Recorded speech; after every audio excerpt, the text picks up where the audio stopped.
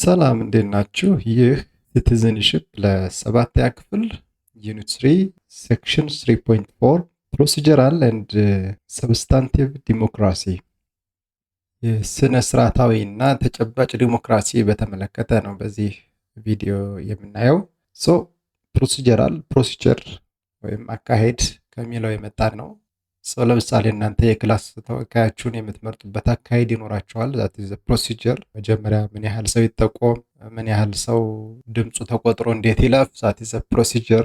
መጨረሻ ላይ ግን የተመረጠው ሰው የሚሰራቸው ስራዎች ክፍሉ የሚፈልገውን ነገር መሰረት ያደረገ ከሆነ ያ ሰብስታንቲቭ ተጨባጭ የሆነ እንደማለት ነው። ተጨባጭ ዛት ኢዝ ፕሮሲጀራል፣ ሰብስታንቲቭ እሱ እናያለን። ሁለት አይነት አፕሮቾች ናቸው እነዚህ ሰብስታንቲቭ ኤንድ ፕሮሲጀራል የሚባለው። ፕሮሲጀራል ቪው ፖይንት ኤምፋሳይዝስ ዘ ፎርም ኤንድ ፕሮሰስ ኦፍ ዘ ገቨርንመንት፣ ቅርጹና አካሄዱ ምን ይመስላል። ሃው ዘ ፒፕል ገቨርን ዘምሰልቭስ፣ እንዴት ነው ሰዎች የሚመራቸውን የሚያስተዳድራቸውን እንዴት ነው የሚመርጡ የሚለውን አካሄድን መሰረት ያደረገ ነው። በዋናነት መርሆቹ የፕሮሲጀራል ወይም አካሄድ ወይም ስነስርዓት ላይ መሰረት ያደረገ ዲሞክራሲ ዋናው ነገር ዩኒቨርሳል ፓርቲሲፔሽን መኖሩን ማረጋገጥ ነው። ሁሉም ሰው ተሳትፏል ወይ በሪፕሬዘንታቲቭ ወይ ዳይሬክት በሆነ መንገድ ከዚህ በፊት ባየናቸው ወይ ኤክሰርሳይዚንግ ዲሞክራሲ በሚለው ዞሮ ተሳትፏል ወይ አንዱ ዩኒቨርሳል ፓርቲሲፔሽን ነው።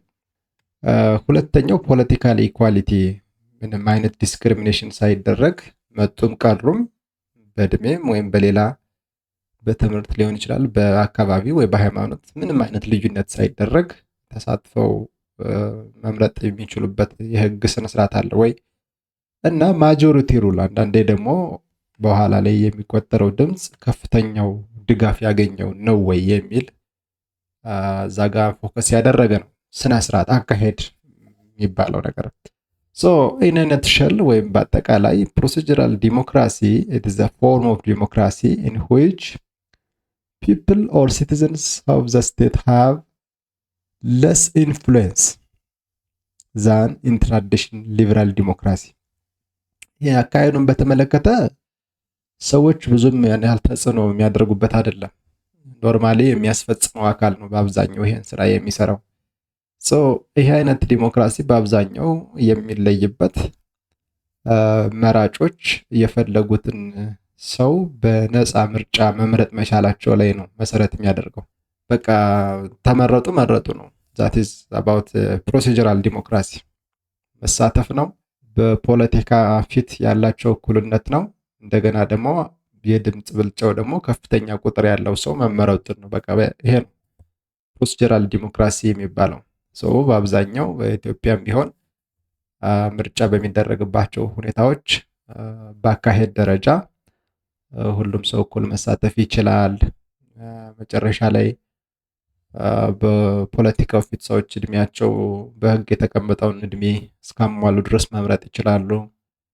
በሙያ ወይም በተለያየ ነገር አድሎ ሳይደረግባቸው መምረጥ እንደሚችሉ የህግ ድንጋጌ አለ ወይም የተቀመጠ ህግ አለ።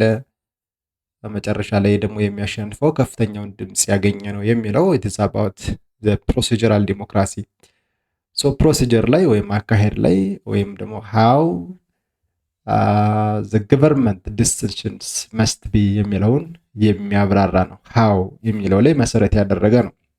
ሰብስታንቲቭ ዲሞክራሲ የሚባለው ከዚህ በተለየ ነው። it focuses on the outcome ወይም ውጤቱ ላይ መሰረት ያደረገ ነው። ፕሮሲጀራል ጀስት የሚያስተዳድሩ ሰዎች የሚመረጡበት አካሄድ ሁሉም ሰው ተሳትፎ በፖለቲካ ፊት እኩል ሆኖ ከፍተኛ ድምፅ ያመጣው ሰው አልፎ ሊሆን ይችላል። ሰብስታንቲቭ ግን መጨረሻስ ያ ያለፈው ሰው ሪሊ የሰዎችን ወይ ደግሞ ሊያገለግላቸው የመረጡትን ሰዎች ፍላጎት መሰረት ያደረገ አስተዳደር ነው ወይ የሚመሰርተው የሚለው ነው ሰብስታንቲቭ ዲሞክራሲ። ፕሮሲጀራል ዲሞክራሲ አካሄድ ነው ብያቸዋለሁ። በአካሄድ አመራረጥ ምንም ችግር የለውም። ዛት ኢዝ ኦኬ። ፋይናሊ ግን የተመረጠው ሰው ድንገት ዲክታተር ሊሆን ይችላል። ስለ ዲሞክራሲ ምንም የሚያውቀው ነገር ላይኖር ይችላል። ስለዚህ ሰዎች የሚፈልጉትን ወይም ዜጎች የሚፈልጉትን ሳይሆን እሱ የሚፈልገው ላይ ብቻ የሚያተኩር ሰው ሊሆን ይችላል።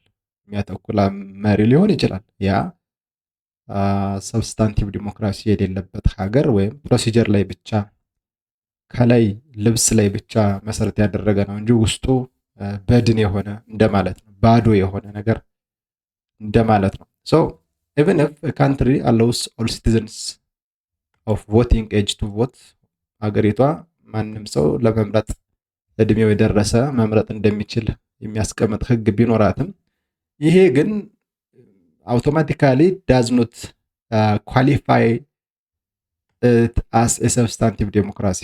መምረጥ በመቻል ብቻ ዲሞክራሲያዊ ሀገር አለን ማለት አይቻልም። ምርጫ በማካሄድ ብቻ ዲሞክራሲያዊ ሀገር አለን ማለት አይቻልም። መንግስታት ዲሞክራሲያዊ ምርጫ እያደረግን ነው ሊሉ ይችላሉ። በየ5 ዓመት፣ በየ6፣ በየ10፣ በየ4 ዓመቱ ምርጫ ሊኖር ይችላል። ከዛ በኋላ ያሉት ግን ምርጫ እስከሚደርስ ድረስ ያሉ ስራዎች ዲሞክራሲ የማይነካካቸው ሊሆኑ ይችላሉ። በዛ አይነት መንገድ ሰብስታንቲቭ ዲሞክራሲ አለ የለም ብለን እንድንጠይቅ ያስገድዳል ማለት ነው። እኔ ሰብስታንቲቭ ዲሞክራሲ ዘ ጀነራል ፖፑሌሽን ሃዝ ሪል ሳይ፣ እውነተኛው ያሉት ነገር ይኖራል። የት ኢን ሃው ዘ ስቴት ኮንዳክትስ፣ ሀገሪቷ እንዴት መሆን እንዳለባት፣ እንዴት ስራዎቿን መስራት እንዳለባት፣ እንዴት የፖለቲካ ጉዳዮቿን መንቀሳቀስ እንዳለባቸው ከውጭ ጉዳይ ጀምሮ እስከ ሀገር ውስጥ እስከ ቤተሰብ ጉዳዮች ድረስ ማለት ነው። እንዲህ አይነት ነገር ከሌለ ዲሞክራሲ አለ ብለን እንድንል አያስችለንም ኦልሬዲ። ስለዚህ ሰብስታንቲቭ አባውት ዘ ፋንክሽን ስራ ተግባር ላይ መሰረት ያደረገ ነው። ፕሮሲጀር ግን ኢትስ ኦል አባውት ሃው ቲንግስ መስት ጎ፣ ወይ ደግሞ ሃው ሪፕሬዘንታቲቭስ ሜይ ቢ ኢሌክትድ ጀስት ላይክ እንዴት ነው የሚመረጡት። ስለዚህ እናንተ ለምሳሌ ክፍል ተወካያችሁን ዲሞክራሲያዊ በሆነ መንገድ መርጣችሁት ሊሆን ይችላል። ከዛ በኋላ ግን ስለ ዲሞክራሲ የማያውቅ ዝም ብሎ እንደፈለገ የሚቀጥቅጣችሁ ሊሆን ይችላል። ያ ሰብስታንቲቭ የሆነ ነገር የሌለው ሲሆን ማንኛውም ውሳኔ የሀገሪቱ ዜጎች ያማከለ ከሆነ ብቻ ሰብስታንቲቭ ዲሞክራሲ እንለዋለን። ስለዚህ ይሄ በጣም ብዙ ሀገራት ላይም የሚኖር ሸዋጅ አካሄድ ነው። በነገራችን ላይ ሰብስታንቲቭ ዲሞክራሲ አንድ ፕሮሲጀራል ዲሞክራሲ እዚህ ጋር እንደሚያመለክተው በአብዛኛው ፕሮሲጀራል ስታብሊሽንግ ሌጂቲሜት ሲስተምስ ኤንድ ኢንስቲቱሽንስ፣ ህጋዊ የሆኑ አካሄዶች፣ ስነስርዓቶችና ተቋማትን መመስረት ላይ በተለይ መደበኛ ምርጫ መኖር፣ በከፍተኛ ድምፅ ብልጫ ማሸነፍ፣ የመምረጥ መብት መኖር እና ደግሞ ሴፓሬሽን ኦፍ ፓወርስ። ሴፓሬሽን ኦፍ ፓወር ማለት ህግ አውጪ፣ ህግ አስፈጻሚ፣ ህግ ተርጓሚ የሚሉት የመንግስት የስልጣን አካላት መኖራቸው፣ እንደገና ደግሞ ሩል ኦፍ ሎው የህግ በላይነት መኖሩን የሚያረጋግጥ ነው ፕሮሲጀራል። ዋናው ጉዳይ በፕሮሲጀራል ዲሞክራሲ ምን ይሆናል?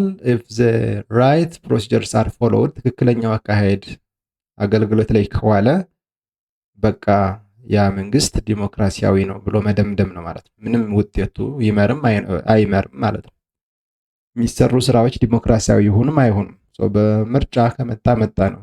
እዛ ቢያስር ቢያፈናቅል ቢገድል ምንም ችግር የለውም አይነት ነው ፕሮሲጀራል ዲሞክራሲ።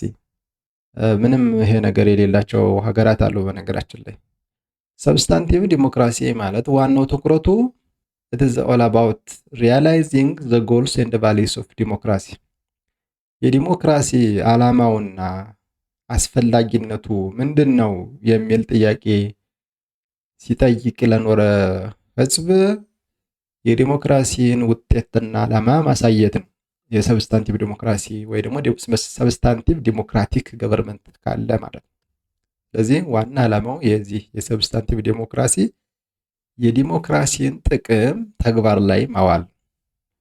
ምን ላይ ያተኩራል? ማህበራዊና ኢኮኖሚያዊ እኩልነት፣ እኩል ተጠቃሚነት፣ የሰብአዊ መብት መከበር፣ የትምህርት፣ የጤና፣ የሌሎች አገልግሎቶች እኩል ተጠቃሚ መሆን፣ አካታችነት መኖር፣ የፕሮቴክሽን ኦፍ ማይኖሪቲስ ማለት ብዙ ጊዜ ትኩረት ያልተሰጣቸው የማይሰጣቸው ሴቶች፣ አቅመ ደካሞች፣ አካል ጉዳተኞች የሚባሉ ብዙ ጊዜ በማህበረሰቡ እኩል እይታ የማያገኙትን ማየት የሚያስችል ዲሞክራሲያዊ መንግስት መኖር፣ በአጠቃላይ ኳሊቲ ኦፍ ላይፍ የህይወት ጥራት ላይ ስለዚህ ሰዎች ተመችቷቸው አምሮባቸው እንዲኖሩ ነው የሰብስታንቲቭ ዲሞክራሲ ዋናው ሚናው ማለት ነው። ምክንያቱም አንዱ የተለየ ባልሆነ ነገር የሰዎችን ንብረት እንዳይነጥቅ፣ የሰዎችን ጥቅም እንዳይዘጋ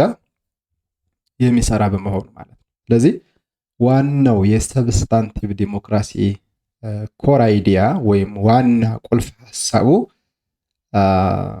ምርጫ ብቻውን አይበቃም ነው። ምርጫ ብቻውን አይበቃም ነው። ምን ያስፈልጋል?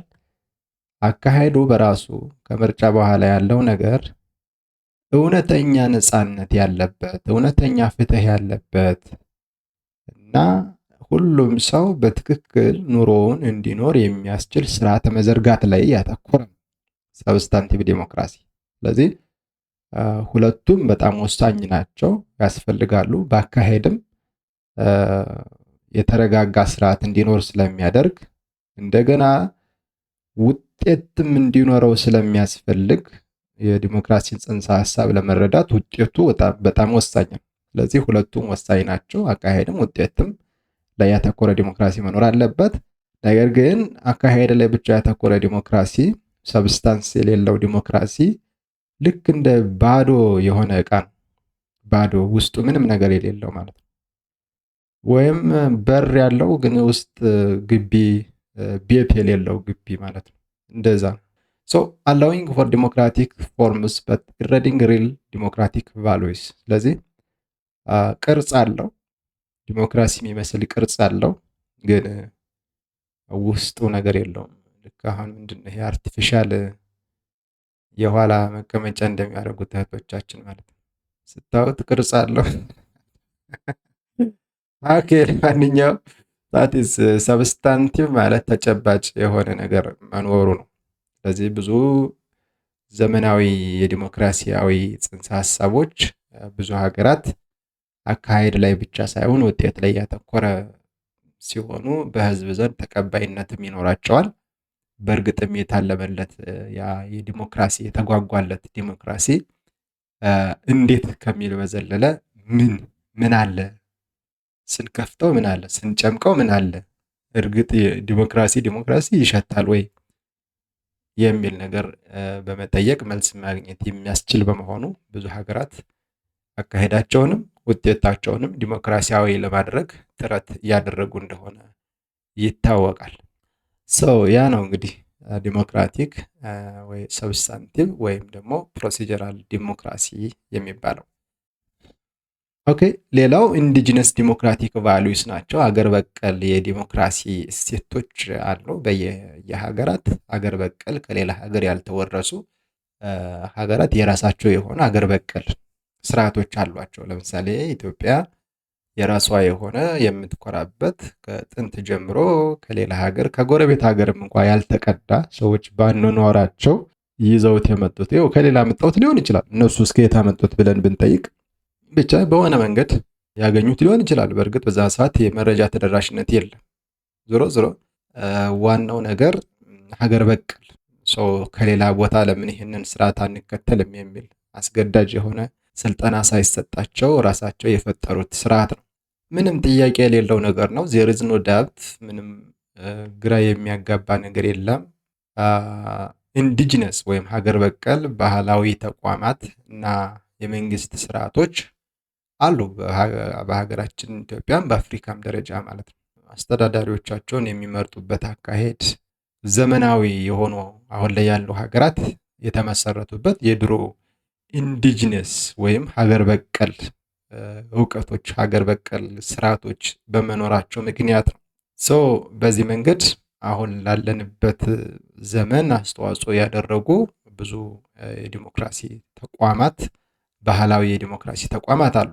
አሁን ላይ ፍርድ ቤቶች ለምሳሌ ህግ ትምህርት ወይም ፍርድ ቤቶች ዘመናዊ ናቸው። ሞደርን የሚባሉ የህግ ስርዓቶች ናቸው።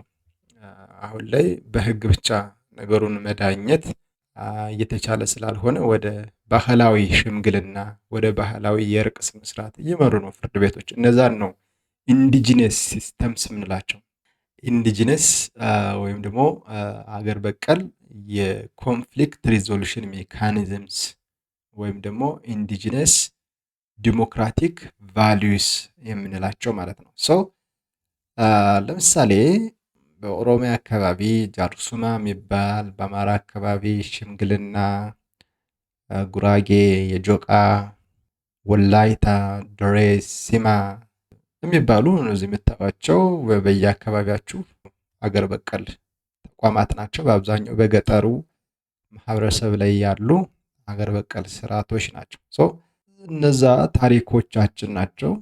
ሶ ብዙ ሀገራት በቀደምት ታሪኮቻቸው ላይ መሰረት አድርገው የበፊት ታሪኮቻቸውን ሰንደው በዛ ተምረው ነው አትራፊ የሆነ የዲሞክራሲ ስርዓትን መገንባት የቻሉት። ያ ኤኒዌይ ዛት ኢዝ ዩኒት አባውት ዲሞክራሲ የሚለውን ጽንሰ ሀሳብ ያየንበት ዩኒት ይህን ይመስላል። ያ ሶ ዲሞክራሲ ምን እንደሆነ፣ ስንት አይነት ዲሞክራሲ እንዳለ አየን። ሰዎች ዲሞክራሲን እንዴት ነው ኤክሰርሳይዝ ማድረግ የሚገባቸው፣ ዲሞክራሲ አለ የለም ለማለት ማሳያዎቻችን ምንድን ናቸው ብለን ያየንበት የመጨረሻው ክፍል ነው ይሄ። ሰው መለስ ብላችሁ ቪዲዮዎቻችንን ብታዩ ሁሉም በስነ ስርዓት የተሰሩ ቪዲዮዎችን ማግኘት ትችላላችሁ። ያ ጥያቄ ካላችሁ ያልገባችሁ ነገር ካለ ኮሜንት ማድረግ ትችላላችሁ ማለት ነው። ቻው